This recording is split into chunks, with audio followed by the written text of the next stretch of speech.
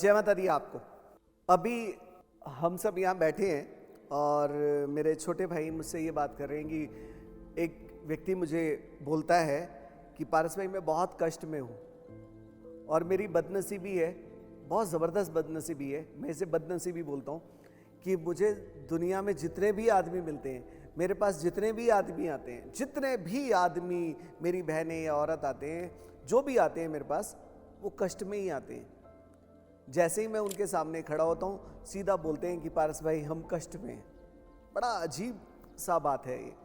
इसे मैं अपनी बदनसीबी मिलता हूँ। मैं कभी सुखी आदमी से मिलता ही नहीं हूँ। मैं मंदिर में भी जाता हूँ या कहीं भी जाता हूँ, पूजा पाठ में भी, वहाँ पर भी अगर लोग बैठे हैं, भक्तजन बैठे हैं, इवन वहाँ के पुजारी भी बैठे हैं, तो वो भी मुझे कई बार कह देते हैं कि पारस भाई इस बारे में बताओ, बड़ा कष्ट चल रहा है। इवन मैं किसी धर्म स्थल पे भी जाता हूँ, कई धर्म स्थल में जाता हूँ, कई जगह के, कई तरह के धर्म स्थलों में गया हूँ, मैं कई धर्मों के धर्म स्थल में गया हूँ। वहाँ पर भी जाकर जो वहाँ पर मेन लोग बैठे हुए हैं, वो ये मुझे कहते हैं कि पारस भाई ये प्रॉब्लम चल रही है, ये कष्ट चल रहा है, बताओ इसका क्या करें। तो मैं तो जीवन में जिससे भी मिलता हूँ वो कष्ट वाले से मिलता हूँ। सुखी आदमी से मैं मिला ही नहीं कभी, आज तक नहीं मिला। लेकिन मैं कुछ ऐसा चाहता हूँ कृपया करके कि अब मैं चाहता हूँ कि हम सुखी लोग आपस में मिला करें। अब हम मेरे ऐसे कुछ प्रोग्राम्स हुआ करेंगे और उन प्रोग्राम्स में मैं चाहूँगा कि केवल सुखी लोग आए यहाँ पर और सुखी लोग मेरे सामने बैठें। यहाँ पर जो भी अगर कष्ट में है तो वो चले जाएं, मनीष बाबा देख लीजिएगा। तो अब हम सुखी लोगों से मिलेंगे।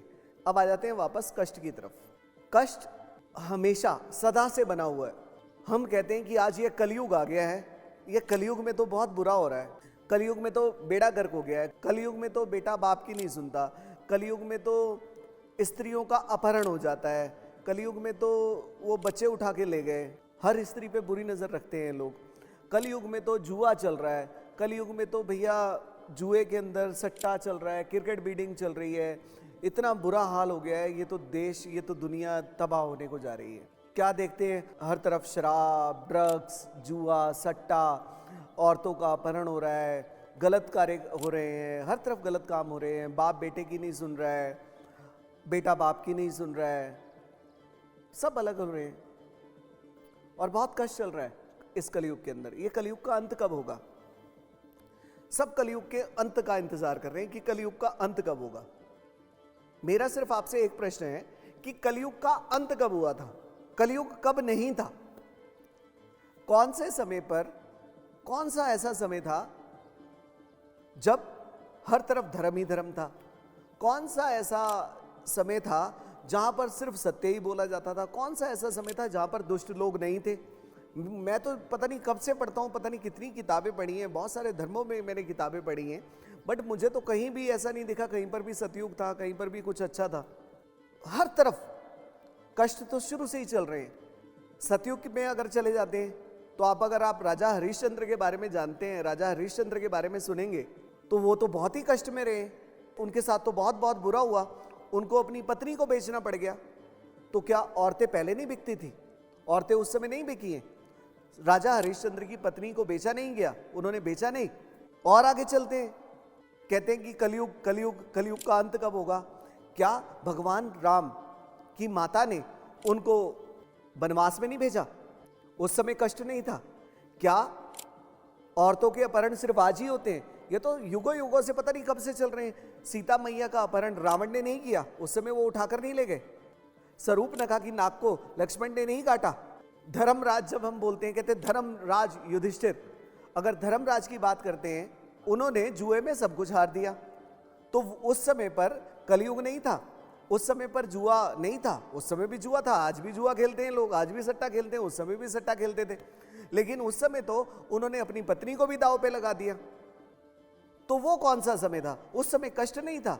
मैं तो टोटल जब भी दुनिया के अंदर कोई भी किताब पढ़ी है, दुनिया के अंदर कोई भी धर्म के अंदर गया हूं, मैंने तो सभी कष्ट के अंदर देखे। आज तक मैंने कोई भी ऐसा समय नहीं देखा कि वो कष्ट में नहीं था। कोई एक समय आप बता दीजिए, कोई भी एक समय, दुनिया का कोई भी आदमी, दुनिया का कोई भी महंत, दुनिया का कोई भी संत, दुनिया का कोई भी आदमी, दुनिया का किसी भी धर्म का किसी भी लेवल का आदमी मुझे आकर सामने बता दे कि इस समय पर कष्ट नहीं था, इस समय सब कुछ सही था, मैं वो जो आप बोलोगे मैं वो करूंगा। तो कष्ट तो सदा से ही है मेरी जान, कष्ट तो कभी खत्म ही नहीं हुए, कष्ट तो चलते ही रहेंगे। पहले भी जुआ सट्टा होता था, आज भी जुआ सट्टा हो रहा है। पहले भी स्त्रियों का अपहरण होता था, आज भी होता है। पहले भी स्त्रियों के साथ गलत होता था, आज भी होता है। पहले भी बच्चे माँ बाप की नहीं सुनते थे, आज भी ऐसा ही होता है। पहले भी स्त्रियां बिकती थी, आज भी हो रहा है। तो मतलब ये कब खत्म हुआ? कष्ट तो सदा से चल रहा है, कष्ट तो कभी खत्म ही नहीं हुआ। फिर किस चीज की बातें करते हैं कि हम सब जीत लेंगे, हम सब कुछ मिल जाएगा? कौन सा समय है जिस दिन कष्ट नहीं था? और हमेशा हम लगे रहते हैं कि ये तो गंदा समय चल रहा है, ये तो बहुत ही गंदा समय हो गया है, इस समय तो कोई किसी की सुनता ही नहीं है, इस समय तो माँ बाप की नहीं सुनते। तो ये सदा सदा से चल रहे हैं, कष्ट सदा सदा से चल रहे हैं। कष्ट खत्म कैसे होंगे? कौन करेगा कष्ट को खत्म? जब सतयुग, त्रेता, द्वापर और आज इस कलयुग के अंदर भी कष्ट खत्म नहीं हो रहे, तो कौन करेगा? कौन करेगा? आप खुद ही सोच के बताइए कि सतयुग में लोग नहीं मरते थे, सतयुग में लोग बीमार नहीं होते थे, सतयुग में लोग बूढ़े नहीं होते थे, त्रेता में नहीं होते थे, द्वापर में नहीं होते थे। कब नहीं होते थे लोग बीमार? कब लोग मरते नहीं थे? कब कौन से बुरे काम नहीं होते थे? हमेशा ही हो रहे हैं भैया। मैंने तो ऐसा कोई भी समय नहीं देखा, कभी भी नहीं देखा, हिंदू, मुस्लिम, सिख, ईसाई, किसी भी कहीं भी नहीं देखा कि कब कष्ट नहीं थे। मानव का जीवन ले लिया ना, इस पृथ्वी पर अगर हम आ गए तो भैया कष्ट तो उसी दिन से शुरू हो गए जिस दिन से आप पैदा हुए हैं। हर दिन नया कष्ट होता है, हर दिन एक नई स्टोरी होती है, हर दिन एक नई लड़ाई होती है। अब कष्टों से लड़ना है आपको भाई, कष्टों से लड़ने की हिम्मत बनाइए, कष्टों से लड़ने के लिए ताकत बनाइए। वो कहते हैं ना, एक गाना है बड़ा सुंदर सा, मैं हमेशा अपने प्रोग्राम के बाद गाता हूं, उन आंखों का हंसना ही क्या जिन आंखों में पानी ना हो, उन आंखों का हंसना ही क्या जिन आंखों में पानी ना हो, वो जवानी जवानी नहीं जिसकी कोई कहानी ना हो। कष्टों से लड़िए, कष्टों से लड़ने के लिए तैयार हो जाइए, शिव और शक्ति में विलीन हो जाइए, क्योंकि तू तो इस दुनियादारी के अंदर घूमता रहेगा और इस दुनियादारी में गाड़ी, बंगला, सोना, चांदी सब कुछ पाने के चक्कर में हम लगे रहेंगे और हम चाहेंगे कि इस दुनिया से हम कभी भी जुदा ना हो। लेकिन मेरी जान, जितना मर्जी जोर लगा लीजिए, चाहे वो सतयुग वाले थे, चाहे वो त्रेता वाले थे, चाहे वो द्वापर वाले थे, चाहे वो कलयुग वाले थे, जितना मर्जी जोर लगा लीजिए इस दुनियादारी में रहने का, इस दुनियादारी से आपको जाना ही पड़ेगा, जाना ही पड़ेगा। और जिस दिन आपकी इस दुनियादारी का संसार खत्म होगा, उस दिन मेरे शिव का संसार शुरू होगा। तो इन कष्टों से अगर मुक्ति पानी है तो उस शक्ति में विलीन हो जाइए, उस भगवती जगदम्बा में विलीन हो जाइए, उस शिव के अंदर विलीन हो जाइए। चमत्कारों से बचिए, चमत्कार खुद करिए, अपनी जिंदगी की कहानी खुद लिखिए। उन आंखों का हंसना ही क्या जिन आंखों में पानी ना हो, वो जवानी जवानी नहीं जिसकी कोई कहानी ना हो। अपनी जवानी की कहानी लिखिए और बिना कहानी लिखे हुए मरना नहीं किसी भी हाल के अंदर। तो इसी से ही कष्ट दूर होंगे, जब आप कष्टों से लड़ने के लिए खड़े हो जाएंगे। और कष्टों से लड़ने के लिए खड़े कैसे होंगे? जब आप शक्ति, जब आप सामर्थ्य के साथ होंगे, जब आप शक्ति को ही नमन करेंगे और जब आप केवल शिव को नमन करेंगे, इसके अलावा कहीं भी नहीं झुकेंगे, वही होगा सच्चा सनातनी। जय माता दी आपको।